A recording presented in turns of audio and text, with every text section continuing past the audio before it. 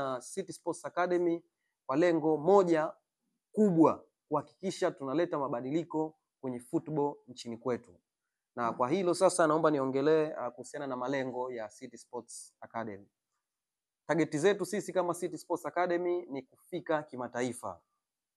Yaani katika furaha yetu na target ambazo tumejiwekea wenyewe ndani ya miaka michache ambayo tuko nayo ni kuhakikisha City Sports Academy inatajwa kwenye bara la Afrika. Na kama kutakuwa kuna academy ambayo inatajwa kwenye bara la Afrika, maana yake ni kwamba academy hii sasa itakuwa tayari ipo kwenye global level, kwa maana ya kwamba ipo kwenye ngazi ya kidunia. Kwa sababu itakuwa tayari inatajwa kwenye bara la Afrika, kwa mantiki hiyo tayari itakuwa tuko kwenye nafasi kubwa sana sisi ya kusema mtu yupo Ghana ata target kumleta mtoto wake Zanzibar aje afundishwe mpira kupitia academy ya City Sports Academy. Tunataka tufanye academy ambayo si tu academy, lakini ni academy ambayo ina mchango kwenye global football. Tunaenda kuchangia sisi kama vijana kwenye mchezo wa mpira wa miguu kwenye ngazi ya dunia. Hiyo ndo target yetu sisi kama City Sports Academy. Na kupitia hiyo sasa academy yetu maana yake ni kwamba vijana ambao tutakuwepo nao watakuwa na nafasi kubwa sana ya kushiriki mashindano ya academy ya kimataifa ndani na nje ya bara la Afrika. Kwa hiyo ni timu ambayo itakuwa inashiriki mashindano ya ndani ya nchi, ndani ya bara na nje ya bara la Afrika. Hizo ndo target zetu. Kwa sababu tunafahamu kwamba football bila ya kuitunza kutokea utotoni ni changamoto sana.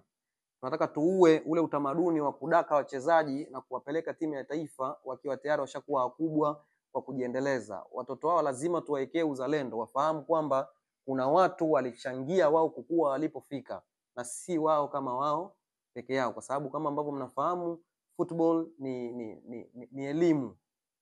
Huko ndo ambako football sasa iko. Kwa hiyo tunataka tuue kabisa ule utamaduni wa kudaka tu wachezaji wakiwa washakuwa wakubwa na kuwapeleka timu za taifa ama kwenye vilabu. Nataka tuwalee hao watoto wafike kwenye ngazi ambayo sasa tunasema tayari tuna vijana ambao wako tayari na wanaweza kupambana na kushindana kwenye ngazi ya kimataifa. Kama huna tafsiri sahihi ya sheria 17 za mpira miguu, kama unavyotambua FIFA sasa hivi wameleta new amendment 2025-26 ambayo mabadiliko hayo yataanza kutumika katika kombe la dunia la vilabu ambayo itaanza hivi karibuni. Kwa hiyo sheria zile zitaanza kutumika pale.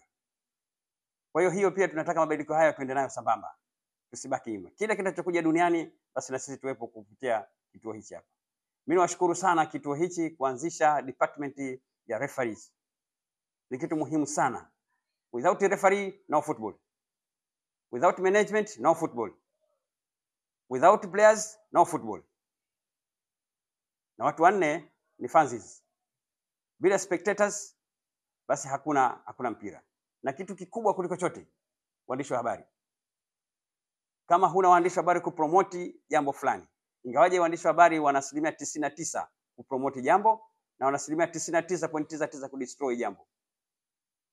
Mwandishi wa habari akiamua kuvuruga na kuvuruga dakika 10 nyingi, na akiamua kupromote hata kama si, basi utakuwa katika mazingira ya juu. Kwa hiyo mimi nishukuru sana kituo hichi kuanzisha department ya referees, especially kwenye young talent referee. Tukianza na marefari wadogo, tunawakuza kitaaluma, tunawakuza kimaadili na nidhamu uwanjani ndipo inapatikana. Mchezaji anakwenda kwenye national team, hajui sheria 17 za mpira miguu, hajui haki yake ya kisheria kwenye mpira ni ipi. Hajui. Lakini tukianza nao chini, tutawapa taaluma wachezaji wetu ikiwa bado wadogo kwamba haki yako ya mpira kisheria iko hivi. Hii si haki yako, hii haki yako. Nadhani hapo ndipo nidhamu itapatikana. Hata kama dereva unaendesha gari barabarani, hujui sheria za barabarani, utafanya makosa mengi sana kwa siku moja. Kwa sababu utakuwa hujui sheria za barabarani. Sasa mchezaji kama atakuwa anafahamu sheria 17 za mpira miguu, basi mchezaji huyu atakuwa na nidhamu kubwa kiwanjani. Kwa hiyo naamini kituo hichi, kitu cha kwanza ni kufanya kijana anakuwa katika maadili ya kinidhamu zaidi. Kwa kila jambo. Football ni biashara.